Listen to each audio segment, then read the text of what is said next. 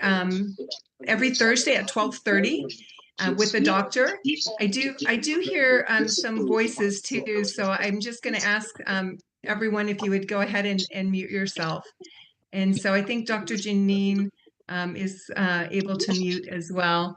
But welcome. We're here to talk about something really important, and that's around the omega-3, omega-6 balance. And I'm tuning in from Apollo Beach, Florida, and it's fun to see people tuning in from all over the world. And we're here with Dr. Paul Clayton. And so it's such a pleasure to have Dr. Paul on as well. And Dr. Paul Clayton, he is an internationally respected clinical pharmacologist and nutrition scientist with decades of experience in preventive health.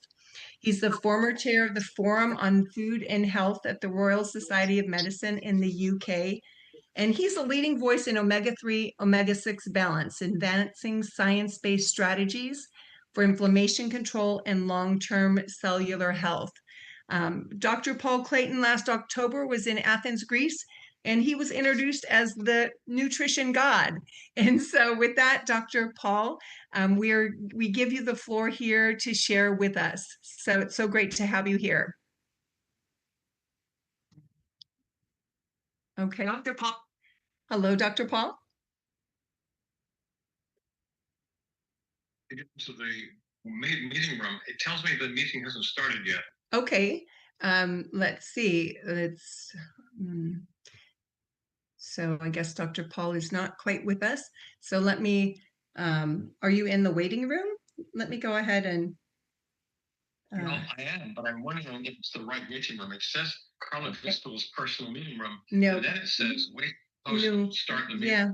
So no, that is not the one. Let me go ahead and send you the Zoom. So. Okay. All right. You're going to send it by email, right?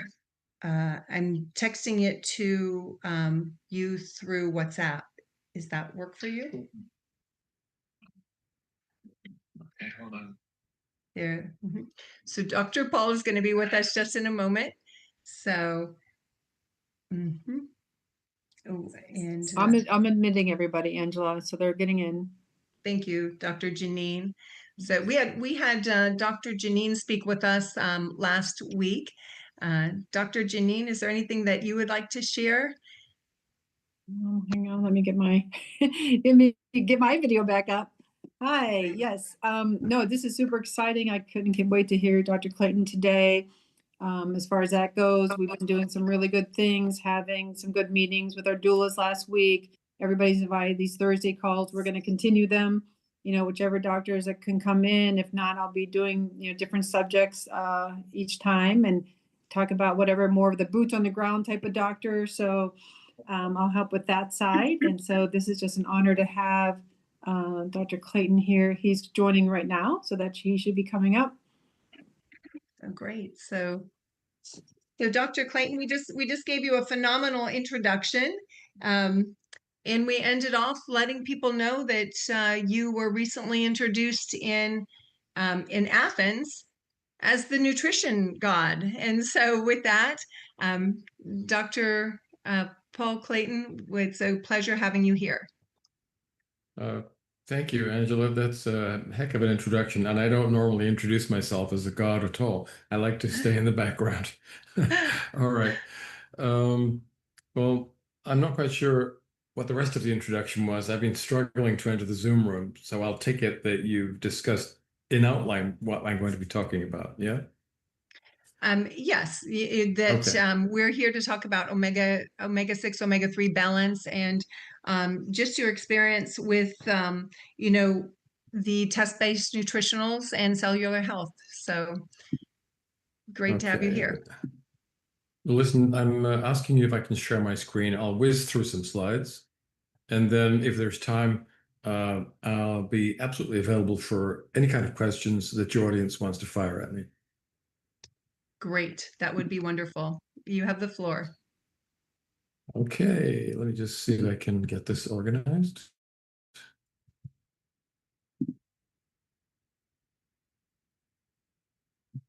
I'm sorry, I'm running so many apps and programs right now. Everything's a little slow. Let me see if I can do this.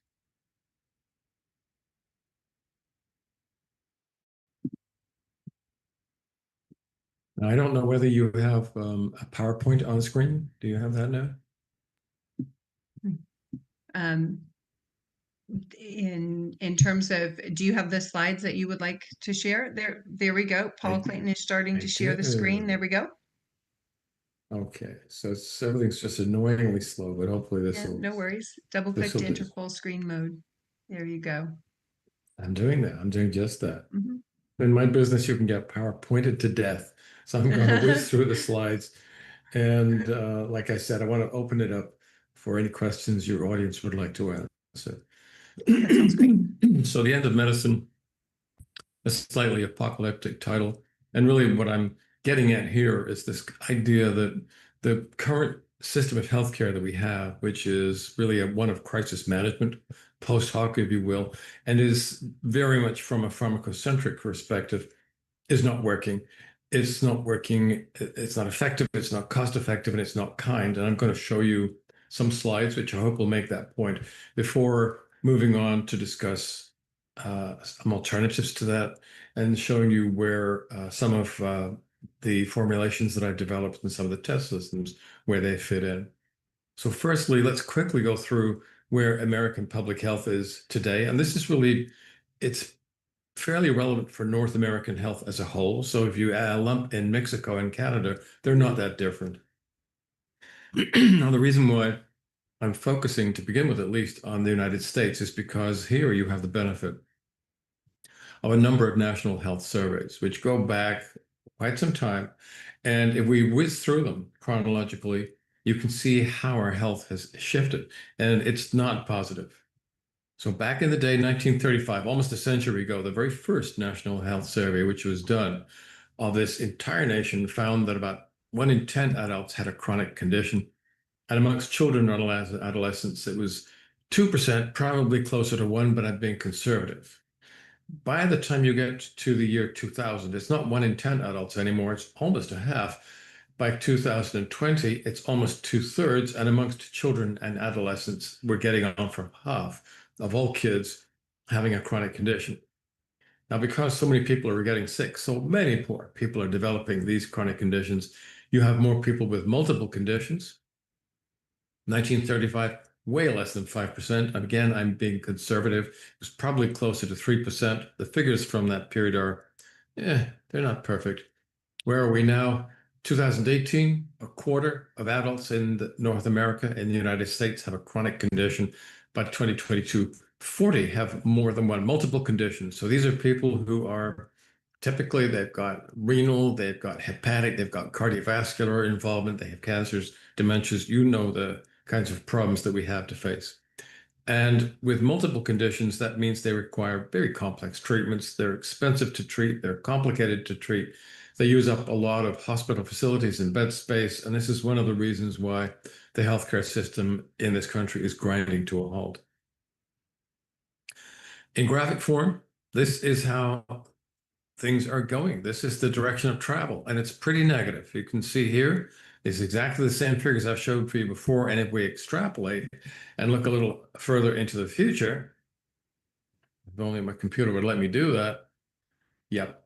By just north of 2080, you end up with approximately 100% of the population being sick. Those are the current trends. We've been going in this direction for quite a while. That's where we get to. We can't afford that. I mean, this is a nonsense. We cannot continue to keep on going down this road. And it's not because we're not spending more money. So in terms of constant 2024 dollars, if we go back to 1970, American health programs cost about $500 billion. And you can see how over time they've extended to about 5.28 trillion in 2026. Surely we're doing something right. Well, in that same period, between 2020 and 2025, health life expectancy fell by 1.41 years. So we're spending a heck of a lot more money, and we're sicker, way, way sicker. Our number of years we can expect to spend in reasonable health has fallen, and we see the same trends in the UK. Now, we have got really good detailed information for the UK. The data for the United States are being generated as we speak. We'll have them soon. In the United Kingdom, since 2011 and by 2021, and since then things have gotten worse, by the way. Males have lost 2 years of healthy life expectancy, females 3 years. These, in fact, are the worst figures since we first started keeping records. This is a picture of a nation that is being chronically poisoned. We're becoming more and more unhealthy, and we can tell when we look at different regions of Britain. Richmond is very wealthy. Merthyr Tydfil is actually rather deprived. You can see the huge difference in healthy life expectancy, which is absolutely to do with lifestyle, and it is absolutely to do with nutritional status. Now, the omega-3s come in here together with the omega-6s because they're both profoundly involved in determining whether or not you have chronic inflammatory stress. Now, that's only one of a number of drivers of these chronic degenerative diseases we see today, but it's a very important one. It's a component in probably every chronic degenerative disease. And the omega-3s and 6s are important because they have structural characteristics.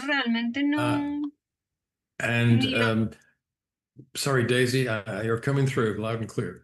But they also have chemical significance. They break down, they form part of the cell membrane, but they are also part of the inflammatory sequence because they're broken down into mediators or messenger substances that direct the course of your metabolism either towards inflammatory stress or away from it. So there's your typical cell membrane, and it looks like a kind of a foam mattress. Ignore the pink dots. Look at the rest of the structure. They look like it's a lipid bilayer. Anyone who's done Biology 101 will know that. It's a basic characteristic of all living forms, their cell membranes.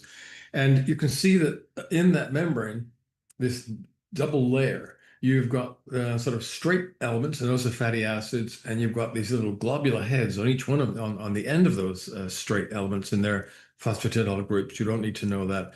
But the straight lines are fatty acids, and they could be saturated fatty acids. They could be omega-6s, 3s, 9s, 11s, 15s. They could be all kinds of things. But 6s and 3s seem to be particularly important in determining whether or not you have healthy levels of inflammation or pathological levels. So there is that double line, that double membrane, layer of lipids right along the top, same as before. And this is just to show you how these fatty acids contribute to the inflammatory response. Now, suppose you're attacked, an inflammatory challenge. That's that little lightning bolt in the top left of the screen. Could be a microbe, could be physical trauma.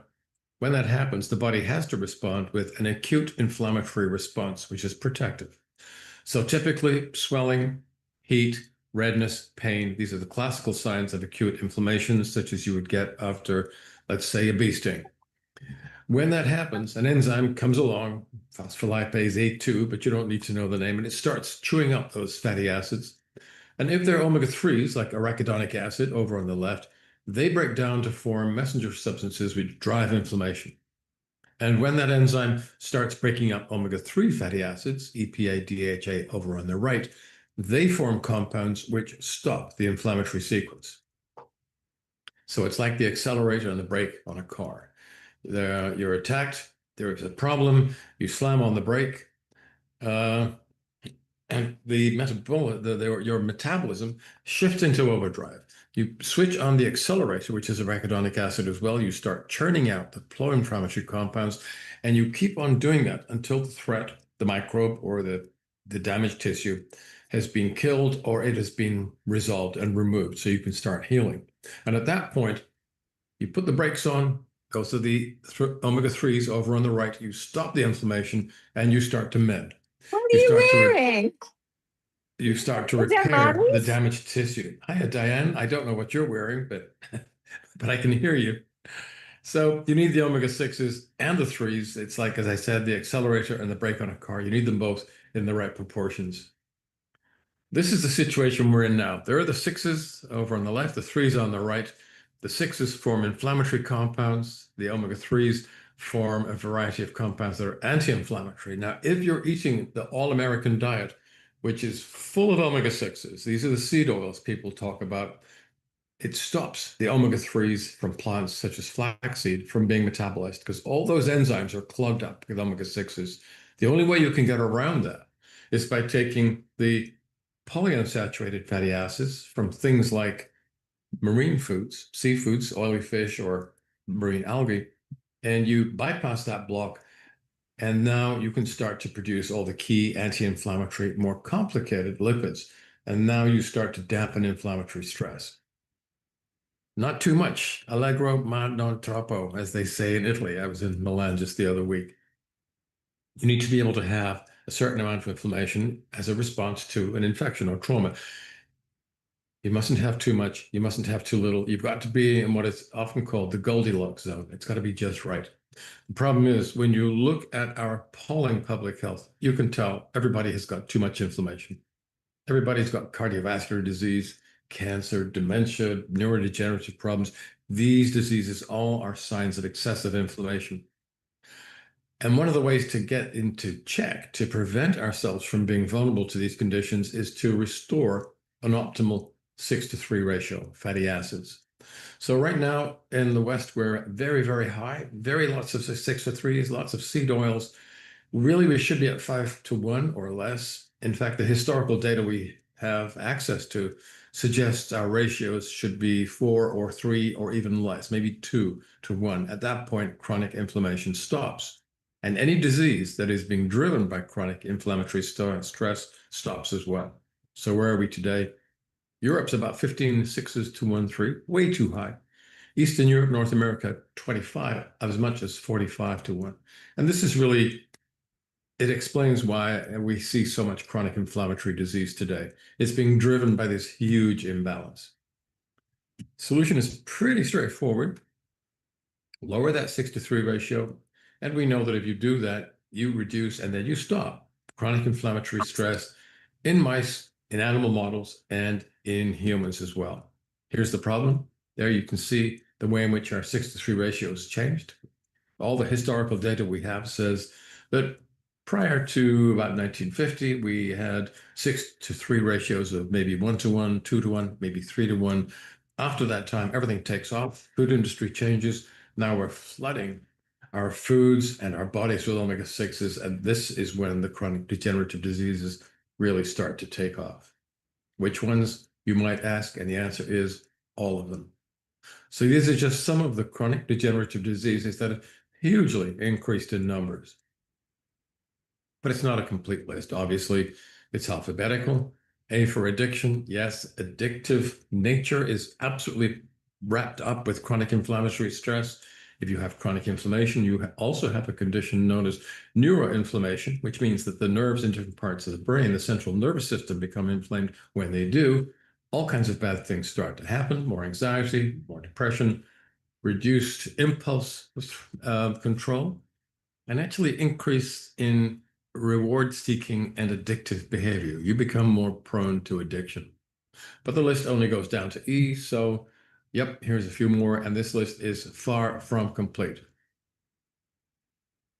Almost every chronic degenerative disease that we know of is becoming more frequent, and we're seeing it occur in younger and younger groups of patients. I'm sure you've been reading the headlines about all these young adults, and in some cases, really children, adolescents, who are coming down with diseases that really only used to occur in old people. Colorectal cancer is one, but there are so many more.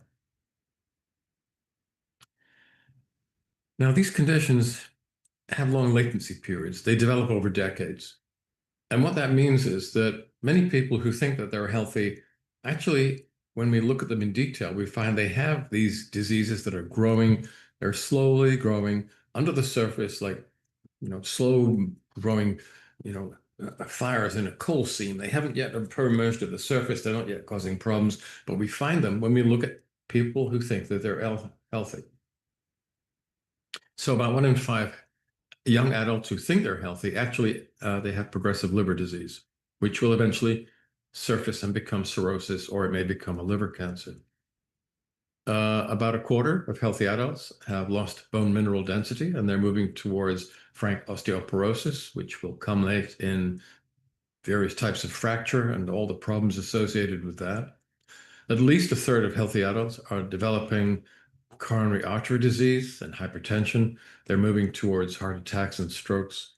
1 in 5 healthy middle-aged adults have age-related cognitive decline. They're moving towards dementia, where they're showing the signs, the very early signs of conditions such as Parkinsonism. And perhaps most worryingly of all, when we look at adults who think they're healthy in the 40 to 49-year range, we find that almost a half of them have a condition known as pre-frailty, which is the run-up towards sarcopenia.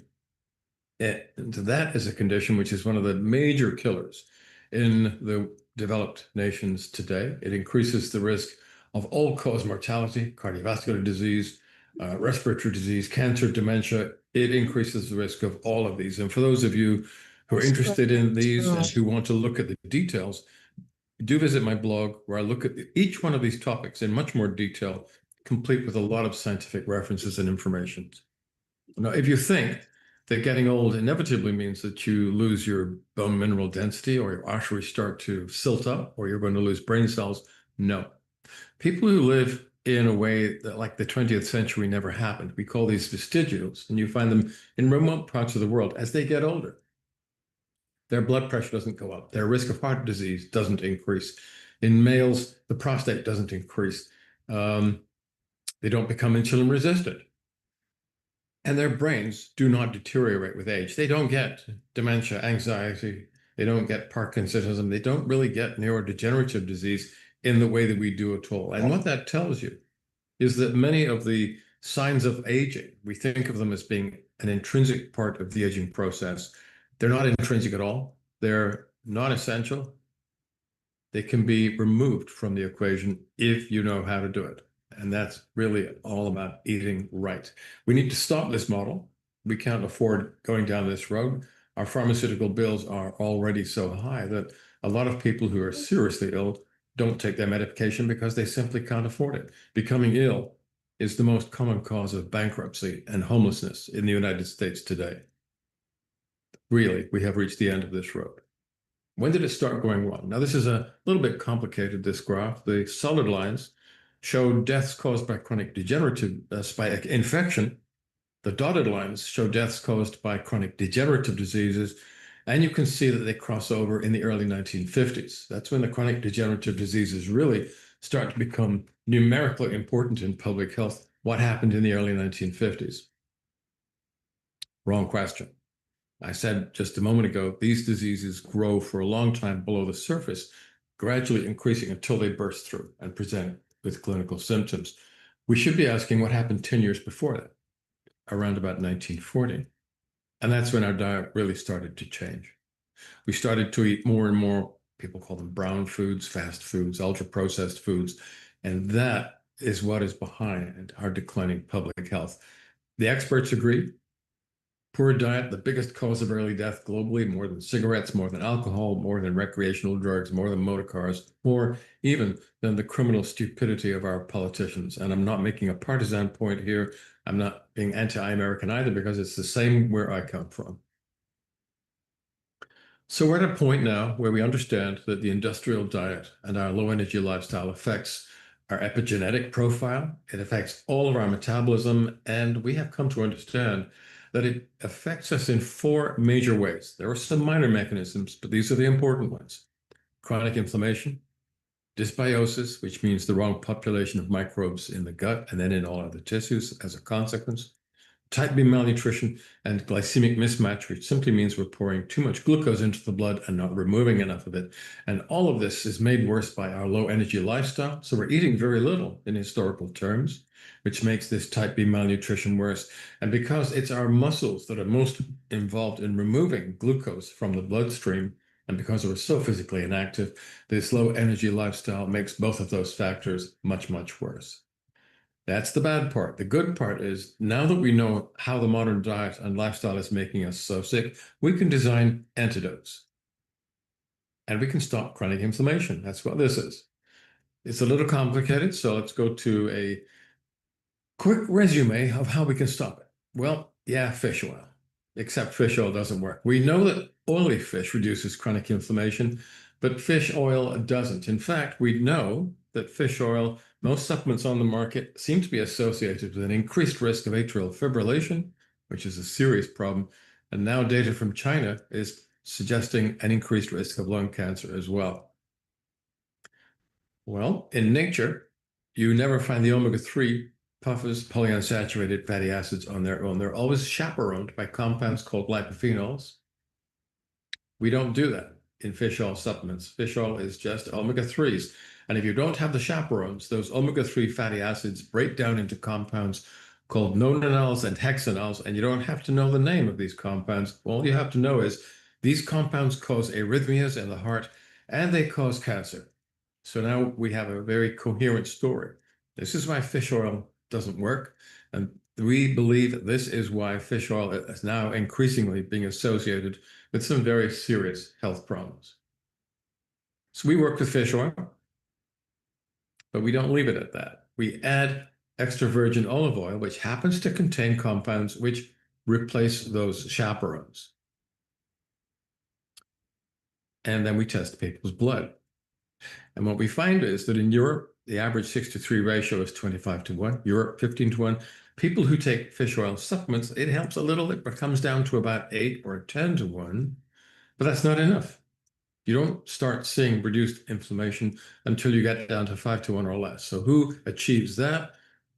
In small parts of the country in Northeast Europe, where they eat a lot of cold water fish, you see people with a balance of 3 to 5-to-1 and very little chronic degenerative disease. And that's what we achieve with balance oil, because we put the chaperone compounds back in, enabling the omega-3s to work. This is not exactly fish oil anymore. It's more like an oily fish in liquid form, which sounds disgusting, but actually balance oil doesn't taste too bad. It's just the pharmacological equivalent.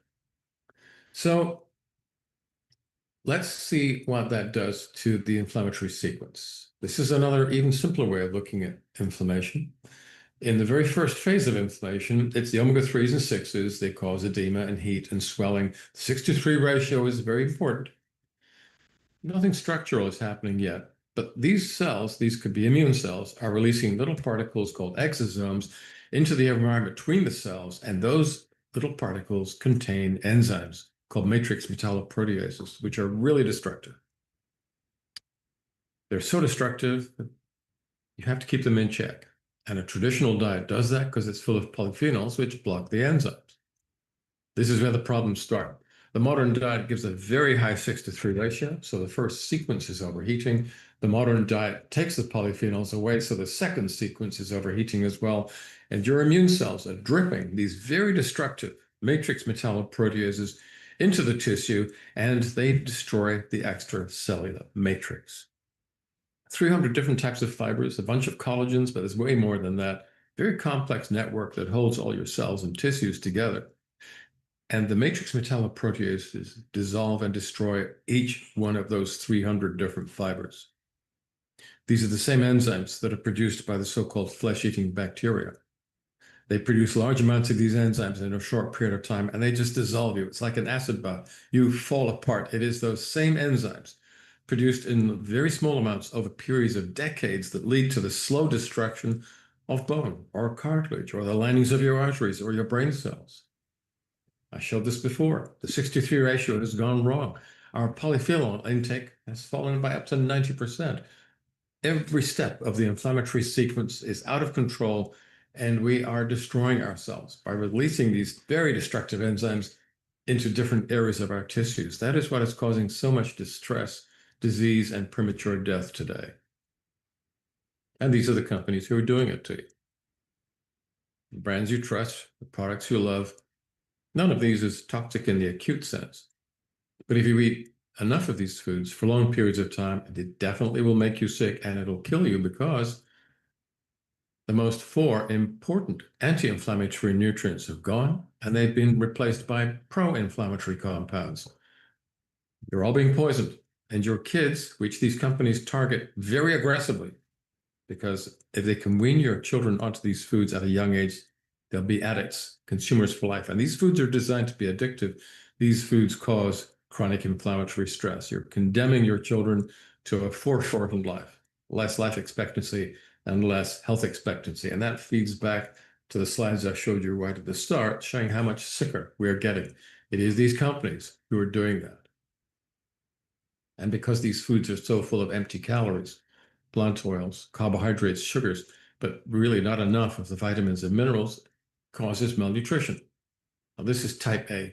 That's what we see in the medical textbooks. That's not what we see today. What we see is something called type B malnutrition, where people are low in just about everything except calories. And we see a lot of that, especially if you're eating foods like this. Lots of calories, lots of pro-inflammatory compounds. The anti-inflammatory compounds have gone. If you're feeding your kids on this before they go to school in the morning, you're feeding them on confectionery. There's no nutritional value there whatsoever. You're actually poisoning your kids. I mean, I don't mean to point the finger, but it's the food companies that produce these products that are designed to be addictive. They target the kids with advertisements in different media. They talk about having antioxidants in the cereals, Smart Start and all those kinds of things. No, these are toxic. They're chronically toxic compounds. And then there's things like this, which you all love, gelato. I like it too, but a little is okay. Too much of these kinds of foods is not good for you at all. And Coca-Cola, well, it's one of the worst. All sugar, all empty calories, all the time, and nothing else. And you may be interested to know, Father Christmas never used to look like that. Santa Claus or Saint Nicholas used to be this very thin guy in black, and he wandered over the countryside, rewarding the good kids and punishing the bad. This overweight guy has obviously been getting high in his own supply. He's drunk a whole heck of a lot too much Coca-Cola. He's obese. He probably has hypertension. He probably has type 2 diabetes, not a single tooth left in his head. He's a victim of too much Coca-Cola. And he is, in fact, created by the Coca-Cola industry company in, I think, the early 1940s to sell their product. He's a monster. This is not what Father Christmas, Santa Claus, Saint Nicholas is all about at all. And we make matters worse by finding ways to be less physically active. So we're eating empty calories. We're not eating that much historically. Our grandparents used to eat much more than we do today because they were more physically active. They didn't have motor cars necessarily or work in IT. Maybe your great-grandparents. I'd have to go back a little further. So most people are depleted in most of the classic micronutrients.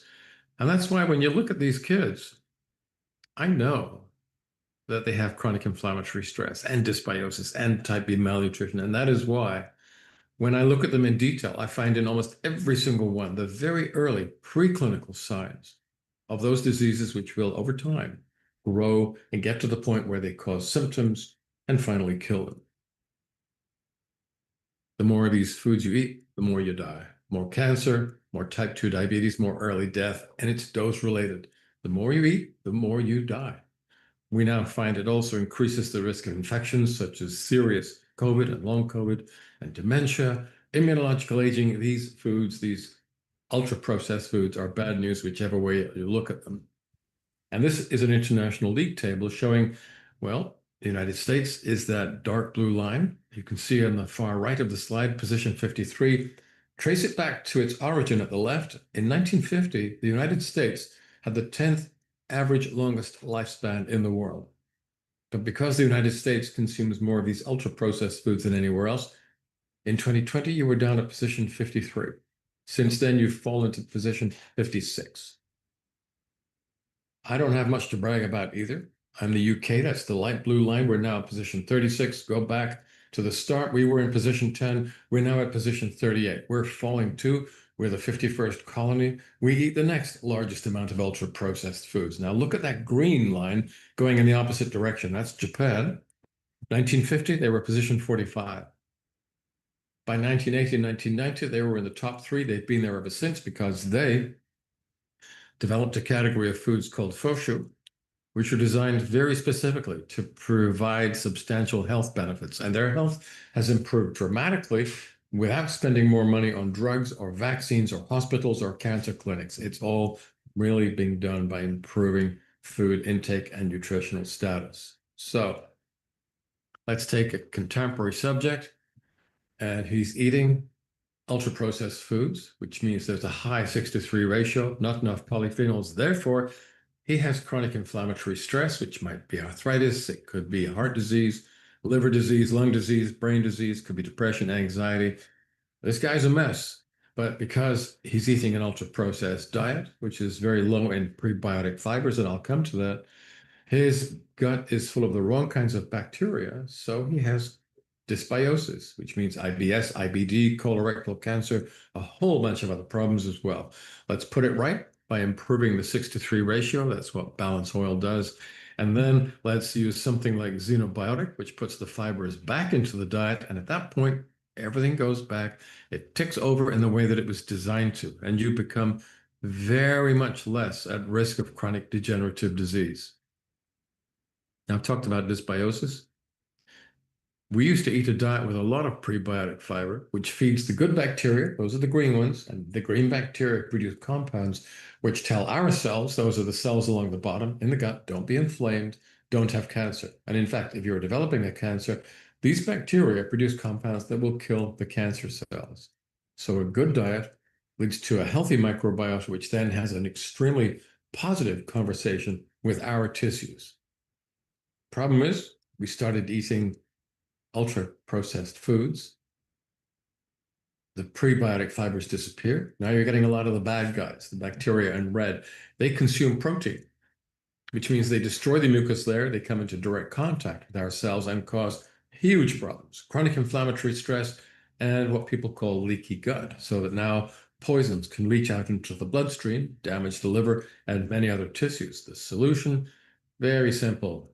Don't stock up on drugs. Just put fibers back into the diet, the right fibers, where they always used to be, and reinstate a healthy microbiota that will, once more, as it was designed to do, support your gut and support your every other tissues besides. And when you use this approach, it pays off big time. This is the biggest study we have.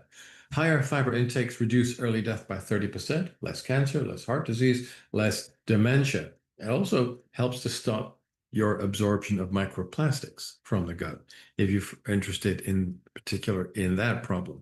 So fiber is a pretty good thing to add to your diet, and that is a huge degree of protection. Nothing else can do that. No other drug can do that. All the drugs that your doctors have access to cannot do that. And here's the size of the problem. We used to eat very large amounts of these fibers, maybe a fifth of our calorie intake back in the day. Now, we don't know how healthy they were 2 centuries ago, but we do know how healthy they were 2 millennia ago. But we do know how healthy they were 2 centuries ago. So those are the mid-Victorians, 1850 to 1900.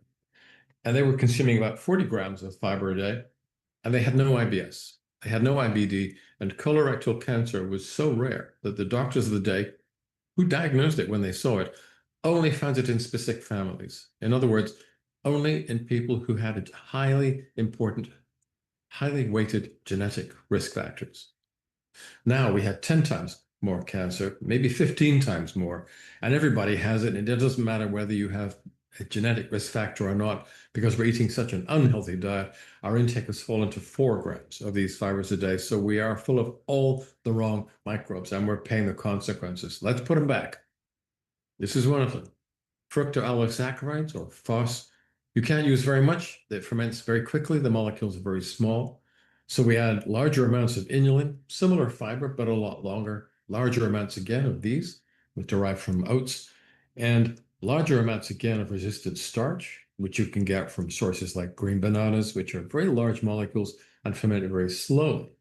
And you've got to have all these different fiber lengths and structures, because when this mixture of fibers enter the large bowel, it's the short fibers, the FOS, that start to react first, changing the microbiome around. And then the inulin takes over. Oh, I'm so sorry. For some reason, my computer is verifying WhatsApp. Please bear with me. It won't take long. Let me see if I can stop it. Okay. So then the inulin takes over, then the 1,3,1,6 beta-glucans from oats, and finally the resistant starch. It's a relay race. And in this way, we can utterly transform the microbiota throughout the entire length of the large intestine. And that's what you have to do if you want to protect yourself against a gut disease. So we can now talk about antidotes. We know how the modern diet and lifestyle is making us sick, and we can block each one of those drivers of disease.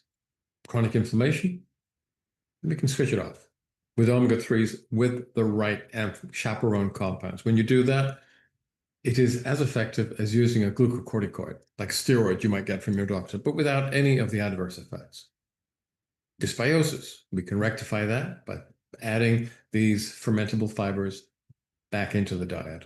Type B malnutrition, a very, very super broad spectrum mixture of micro and phytonutrients, and a couple of other things besides. Glycemic mismatch, loss of glycemic control. Well, take more exercise, eat less sugar, less starch, and if you can do that, that's great. If you can't, there are hacks.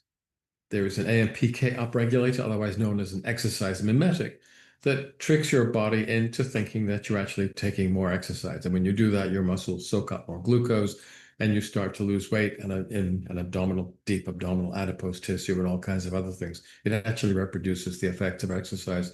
We don't sell this, but if you look around on the internet, you will find references to it. Covered a lot of ground. If anyone wants to look into this in more detail, you can buy my books on Amazon. If you don't want to pay the money, why should you? Just go to my blog. That's the link there, drpaulclayton.eu. And there is a ton of stuff there and thousands of scientific and clinical references. So you can go to the original research and check it all out for yourself. Now, I've already taken up probably too much of your time, so let me stop the share. And if you want to throw questions at me or whatever, please feel free to do that. Anybody like to post a question in the Yeah. chat? That would be great. Or... I just like to make a comment there, Angela and Dr. Paul. Sure. This is Dr. Janine Fedorko, and first of all, I'd like to thank you for your time. And I can just feel you with what you're saying. And after being in practice for 35 years and seeing people get sicker and sicker, each year, this has been, even though I got taught this, to a little degree in school, to have this information and have this tool has been quite the blessing to help address this issue across the board. I just want to go out there and, scream at the top of my lungs, like, what are you people doing? And so I'm just literally rubbing on the inside that I just want to go out there and just start preaching, and I've done this for so many years. I've helped so many people in so many ways, but this is key. This is like, everybody needs to know this number. The extent of this, the extremeness of this is just, like you said, we're at the wit's end. Like, we are here. Like, there's no other option.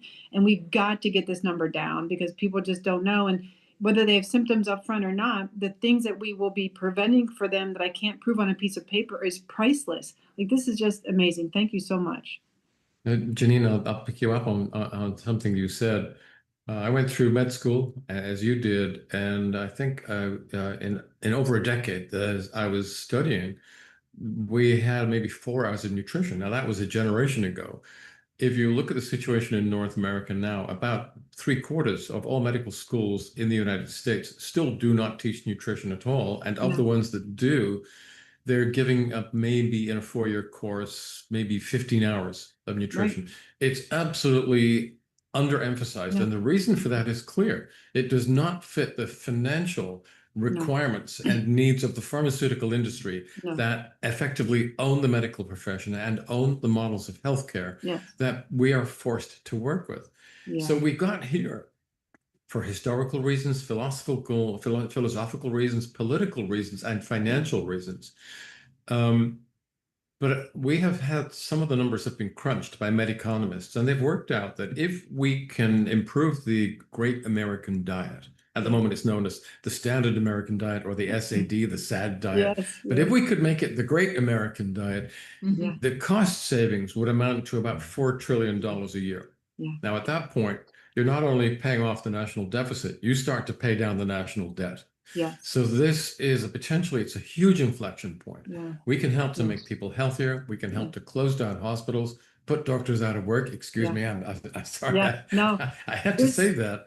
This is incredible. I mean, again, I went to chiropractic school, so I got a little bit more, but the extent of this is just unbelievable. And for those on the, on the Zoom, whether you're doctors or not, you can help even if you're not a physician. You are going to help more people than a lot of people that have that degree behind their name.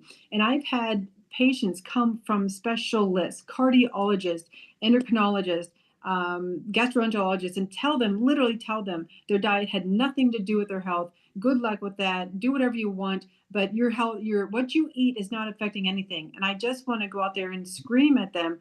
These specialists will say, your diet, because I'll be instructing them diet wise, and they'll actually tell them to their face, your diet really has nothing to do with your health. Like, come on, it's so frustrating. Well, the thing is, they just don't know. If you want to ask questions about nutrition, you're better off not asking your doctor, because either they will simply tell you that either they will feel threatened, because in many cases, people who've done their research will go and ask the doctor questions that the doctor can't answer. Right. So of course, their first response is going to be, no, it's nonsense, or don't bother me with stuff like that. This is not real medicine. Yeah. They're taught a very impoverished form of medicine, and there are, as I said, political and economic reasons for that you can trace back to, the origins of the Rockefeller dynasty. Yes. You know the history to Yes, this. I do.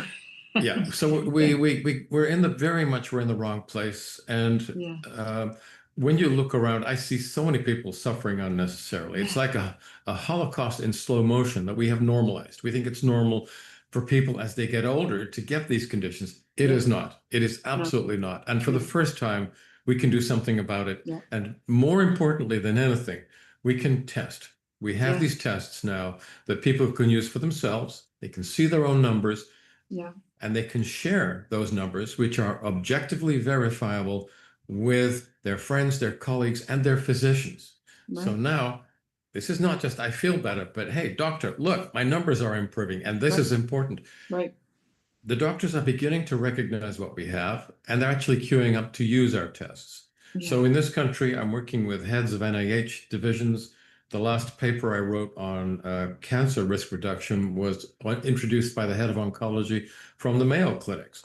We have real science behind us, and that's why in over 100 countries now, very substantial clinical scientists and clinicians are getting on board, because whatever you might think of them, many of them have the right motivation. They want to help their patients.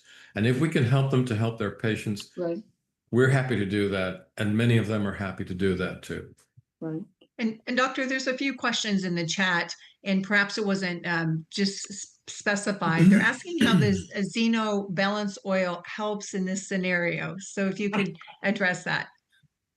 Okay, well, two very simple things. Firstly, it will bring your 6-to-3 ratio down to the point where chronic inflammation is out of the equation. And it does so because the polyphenols in the oil act as chaperones, and they deliver the omega-3s to the cell membranes, where basically fish oil on its own can't go. And the polyphenols, which are there, once they get to the membranes, actually switch off the inflammation further down that sequence. So it's a much, much more effective way of switching off inflammatory stress than fish oil, which really, in all the studies that we've done, doesn't really cut it at all. So we can measure it, we can test it, we can share those tests with other clinical scientists or clinicians. And most importantly of all, what we see, and we have hundreds of thousands of users now all over the world, within the first year, very many of these people become pharmaceutically independent. So whatever conditions they were being treated for at the start of the year, by the time they get 8 to 12 months in, their pharmaceutical requirements have been absolutely slashed, or they don't have them anymore. Now, I'm 95. So I'm 75 now, not 95. And I'll be 95 at some point, with any luck. And I don't take meds. I use flecainide and have done for 20 years. But apart from that, I have no pain. I eat pretty much what I like. I can run 100 yards about as fast as I could when I left college, but I have to say I was never a good runner. I'm not bragging, but most of the signs of aging that people expect to see are clearly unnecessary. They're redundant. And if you take some of these very basic precautions and use the antidotes to the modern diet, you don't age in the same way. You can experience what we call successful aging, in contrast to the unsuccessful aging that has become so prevalent today. Also, they are asking a question, is the balance oil have sufficient amount of vitamin D as a daily dose? No, it doesn't. No. Okay. I mean, for most people, it doesn't. Yeah. And we also have a vitamin D test that's $45. That's phenomenal. That's just a simple prick of the finger as well. Well, the future is, I think, it's going to involve a lot of these home use self-tests. It's just a little bit like the principle of the sensing systems that are built into modern automobiles. Don't wait until you get sick. Take care of yourself as you're going along. Every now and then, see where your metabolism is. If everything's good, then you're probably going to stay healthy.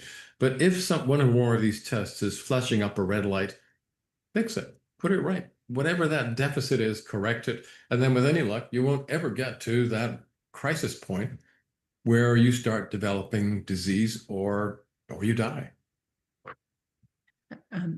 It says, what tests do we have done for our 3 to 6 balance level? Well, that would be our test That's here the that we balance have. test. That's That the is the balance balance test. test. Yeah. Mhm. Just a simple prick of your finger, 2 drops of blood. It goes to Oslo, Norway, and you get a phenomenal report. And I have someone here that has asked, what is the difference between the Omega test and the Omega Quant, Q-U-A-N-T? Okay. No, I like the Omega Quant test. They use a slightly different algorithm than we do, but they're broadly looking at the same kinds of issues. I'm very familiar with Bill Harris's work. He knows mine. I would say that we are fellow travelers. Okay, great. It says, if someone is concerned about taking balance oil because they're heartburn, how will this help? And should they take any precautions? Okay, if it gives heartburn, and some people don't do very well with lipids, there might be several reasons for that. It may be that you have a problem with the gallbladder and the bile duct, so you can't emulsify the lipids in your gut. It probably means you don't do very well with lipids, with oils and fats in general. And if that's the case, the simplest thing to do would be to switch to Aqua X. So this is a form of balance oil, which all you have to do is to shake it up with a water-based beverage, and it emulsifies. It's like making salad oil. When you take the oil and the vinegar, you add mustard seeds so that they now form an emulsion. And most people can take that without getting heartburn. And yes, my husband does not have his gallbladder, and he does that Aqua-X, and it works well. Okay, So- good. Another question, doctor. What number of ratio number that would come back in the balance test would you suggest going from the regular balance oil to the premium balance oil using the stronger one? It's not going to make a huge amount of difference. The only difference between these two is that I have to say it's very expensive, but the premium balance oil has got rather more of the polyphenols, and they have an anti-inflammatory effect of their own. But it's an acute effect. It's not a long-term effect. So if you have a lot of pain and major symptoms, you could start off with that. Over time, that'll bring your 6-to-3 ratio down. Once you've got it down, you can switch to the less expensive oil. Okay. Twee, would you like to ask a question?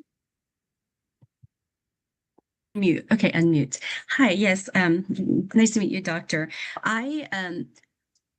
When people take a test, that's not a problem to prove to them they have a problem, information, then they accept to do the oil.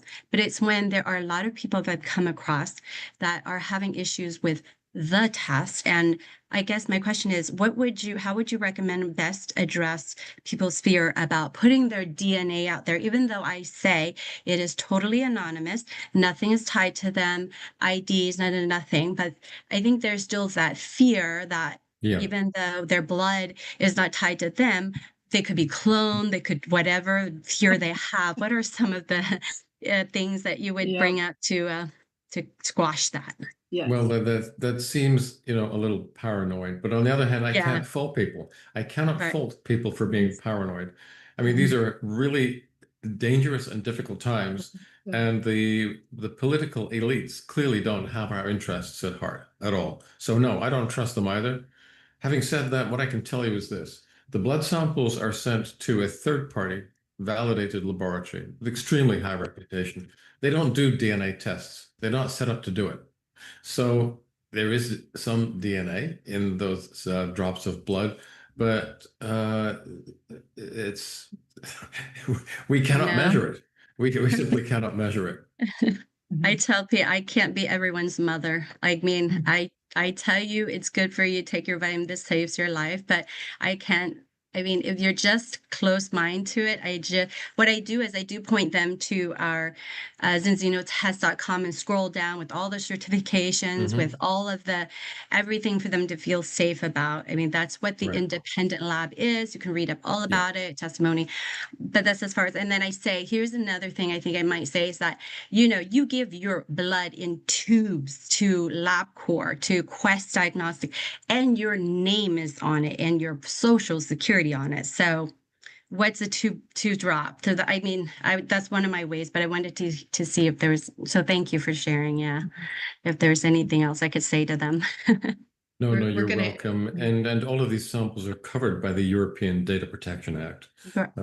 So even if someone else got hold of the samples and they were to find a way of extracting the DNA, and it probably is theoretically possible, they would not be able to tie it to the original donor of that blood. That's the main thing. I say it can't be tied, but when you have paranoia, you have paranoia. It doesn't matter what you say to them. So I move on. Hey, I'm a little paranoid myself. There was a period 5 years ago when I started getting death threats. I think probably from representatives of the pharmaceutical industry. And that was the reason I started my blog, because I thought, what's in here, if it's out there, if it's in the public domain, I'm not a threat anymore. And that things got a little quieter after that. Doctor, there's a question here. It says, people are more scared of dementia or Alzheimer's than dying. Explain how balancing oil helps with the brain cells. And Okay. Well, if dementia is something you're concerned about, and I know a lot of people are, look up the name Alan Bredesen, Bredesen, in PubMed. He's done a couple of studies, and there's more coming, which show that if you use these types of antidotes, you can prevent dementia from growing and worsening, and in fact, you can restore cognitive health if you catch it early enough. And I'm seeing similar curative, and I'm using the word very carefully here, responses in people, not just with Alzheimer and there's different types of dementia, as you know, but also with Parkinson's disease as well, which I wouldn't wish on my worst enemy. I wouldn't use just balance oil.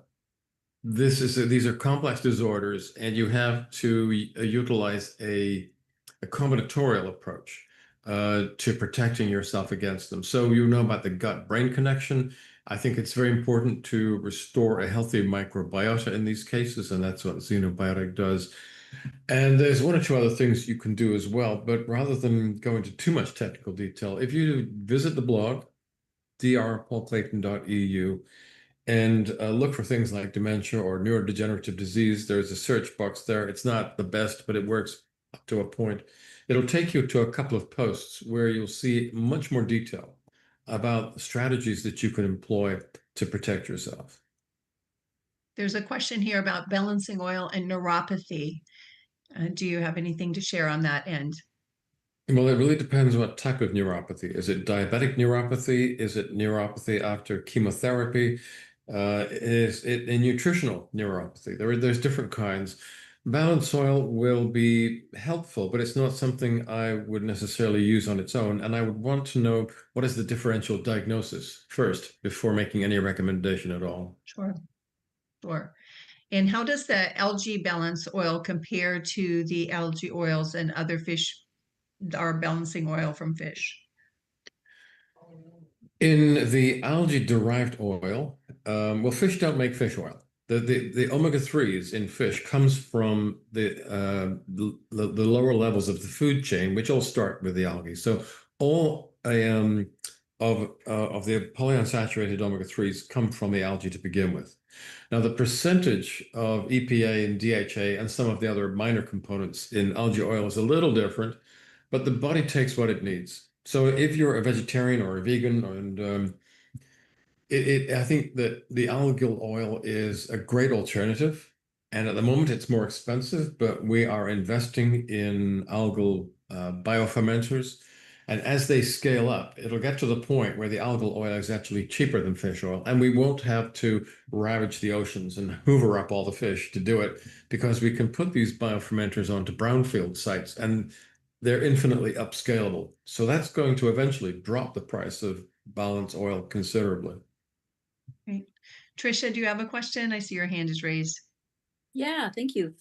So my question is, with someone with ulcerative colitis and hidradenitis suppurativa, how does the omega-3, omega-6 oil that Zinzino sells help that? Okay, as far as the hidradenitis goes, the balance oil won't touch that. That's a very different issue. When it comes to things like ulcerative colitis, Crohn's, and the related conditions, I would not start using xenobiotic right away. I'd start using balance oil to reduce chronic inflammatory stress in the inner layers of the large bowel. So it's a two-step process. Once you have got the 6:3 ratios down to, let's say, 3:1 or less, and the 3 index is up at 8% or more, at that point, you can start introducing small amounts of these prebiotic fibers. That's going to be a lot easier on the patient and reduce the risk of a potential flare. So it's something I would approach. As I said, it would be a staged intervention. Okay, thank you. Great. Well, doctor, it's been a pleasure having you here. For those who have joined as a guest, with our balancing test, it's $127 to get tested. You get your free first balancing oil, and it's $47 a month for the balancing oil. And then Trisha, on I'm month, going to have to stop you. I'm so sorry. I have a hard stop, another meeting to Sure. go to. I do That's fine. apologize, but I hope that was Yes. useful. Until And- next time, okay? Perfect. that sounds Thank great. you. All right. Thank you so very much. You're a blessing. So great. And we'll have Dr. Paul Clayton back again. But as I was saying, that it's $127 for your first test, plus you get a free balancing oil. And then 5 months later, after you're on the $45 auto ship of the oil, they drop actually another free test in the mail for you. And so we've got such great things going on tonight at 8 o'clock. We are going to have a presentation on Zoom as well, really talking about our balancing oil, but also talking about the business portion of joining Zinzino. So if you're a doctor here or perhaps a health enthusiast, one, we recommend that you get tested. But two, if you're interested in joining the Zinzino team and offering these in your practice, as many as Dr. Janine has done and many other doctors, or you're a sports or a health enthusiast like myself, we would like to share more about this great opportunity in 52 different nations. Imagine this, we have identified a problem in 52 different nations. 97% of the people are not in balance. And we have identified this balancing oil, this special formula with 40% high polyphenol olive oil and 60% fish oil, fresh caught fish oil from Norway, that has been successful in 95% of the cases. And so that's super exciting. And with that, is there any other questions that someone would like to open it up for as we end? Yes. Angela, this was a brilliant interview. Thank you for what you've done. To find this interview again, recording, where Sure. is it to be posted? Sure. We're going to go ahead and post that on the Zinzino Facebook pages. And every one Thursday, yep. specifically? Which So one? there's Zinzino Freedom, and I'm going to try to post it on Zinzino North America as well. Okay. And so great. And also, every Thursday at 12:30, we will have a doctor presenting here. So this is a great place to invite people in the holistic realm, any type of medical professional, or just someone who really wants to know about how to get healthy and how to actually create an amazing income stream with this amazing tool. So with that, thank you for joining on, everyone. I'm going to stop the recording. Go.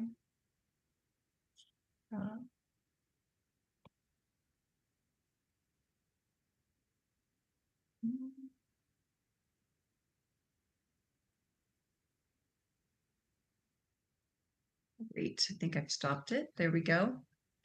And with that, we'll see you next time, and join in tonight at 8 as well. So have a Thank great you, day, everybody. everyone. Bye-bye. This is the Thank same you link so until much. Thank you. That was Thank so you. great. That's great. Great to hear. Great to hear, everyone. Recording stopped. Thank you, Angela. A brilliant interview today.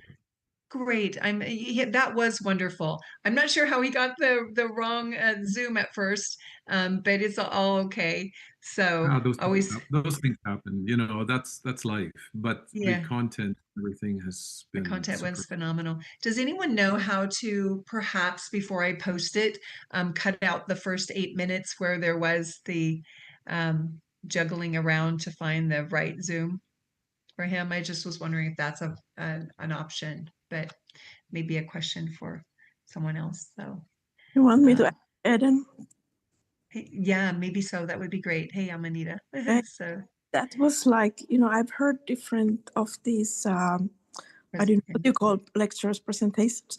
This is like compared to Revelation from the Bible. You know, you have your friends listen to it and it scares them to death. I have to get this stuff. So this was really phenomenal because, So good. just really showing you how important it is to get in that 3 to 1 balance, and to think that we actually have the solution, actually have something that it's amazing. 95% of the time is driving that number to the 3 to 1 ratio. And like he says, 2 to 1. And so we don't have to guess. We can actually test and verify. And so that's what's super exciting about that. So while we're on here, is there anyone that wants to, we're not recording, but is there anyone that wants to share a testimonial or anything that any testimonials they want to share?